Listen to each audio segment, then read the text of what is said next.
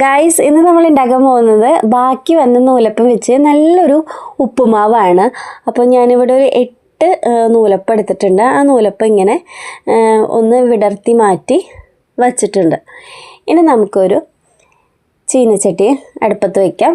അതിലോട്ട് ആവശ്യത്തിന് വെളിച്ചെണ്ണ ഒഴിച്ചു കൊടുക്കാം.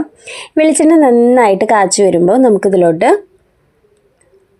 കുറച്ച് കടുക് ഇട്ട് കൊടുക്കാം. കടുക് നന്നായിട്ടൊന്ന് പൊട്ടി വരട്ടെ.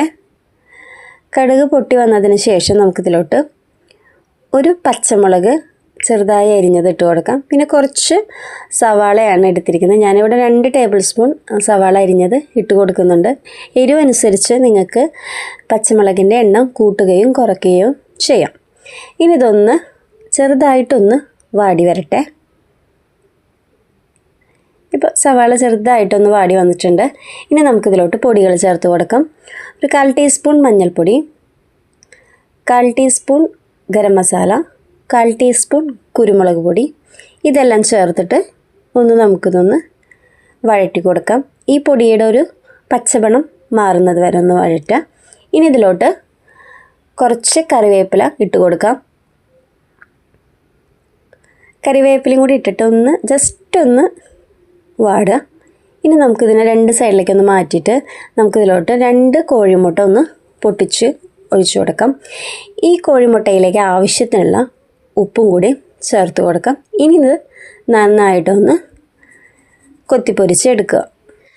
അപ്പോൾ നമ്മളിവിടെ മുട്ടയൊക്കെ നന്നായിട്ട് കൊത്തിപ്പൊരിച്ച് എടുത്തിട്ടുണ്ട്.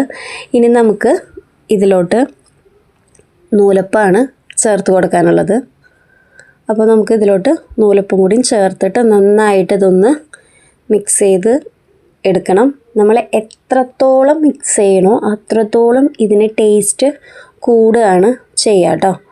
അപ്പോൾ ഇത് നന്നായിട്ട് തന്നെ നമ്മളിതൊന്ന് മിക്സ് ചെയ്ത് എടുക്കണം. ഞാനിതിൽ ടേസ്റ്റ് നോക്കിയപ്പോൾ കുറച്ച് ഉപ്പിൻ്റെ കുറവുണ്ട്. അപ്പോൾ ഞാൻ കുറച്ചും കൂടി നമ്മളിതിലോട്ട് ഉപ്പ് ചേർത്തു. ഇനി ഇതിലോട്ട് ഒരു 4-5 ഡ്രോപ്പ് സോയാ സോസ് ഒഴിച്ചു കൊടുക്കുക. സോയാ സോസ് ഓപ്ഷണലാണ്, നിങ്ങളുടെ കയ്യിൽ ഉണ്ടെങ്കിൽ ഒഴിച്ചു കൊടുക്കാം. അപ്പോൾ സോയാ സോസ് ഒഴിച്ചു കൊടുത്താൽ വേറൊരു പ്രത്യേക ഒരു ടേസ്റ്റാണ്.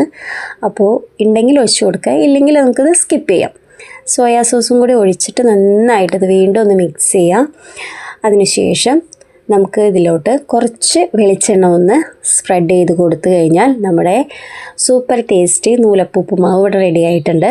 അപ്പോൾ നമുക്കിതൊരു പ്ലേറ്റിലേക്ക് മാറ്റി വയ്ക്കാം. അപ്പോൾ ഇനി ആരും വീട്ടിലുണ്ടാക്കുന്ന നൂലപ്പം ബാക്കി വന്നാൽ കളയാനായിട്ട് നിൽക്കരുത്. ഇതുപോലെ തന്നെ നമുക്കിതൊന്ന് ഉണ്ടാക്കി നോക്കാം. വളരെ ടേസ്റ്റാണ്. ഇനി നമുക്കിതിലേക്ക് നിങ്ങൾക്ക് ഇഷ്ടമുള്ള വെജിറ്റബിൾസും ആഡ് ചെയ്യാം.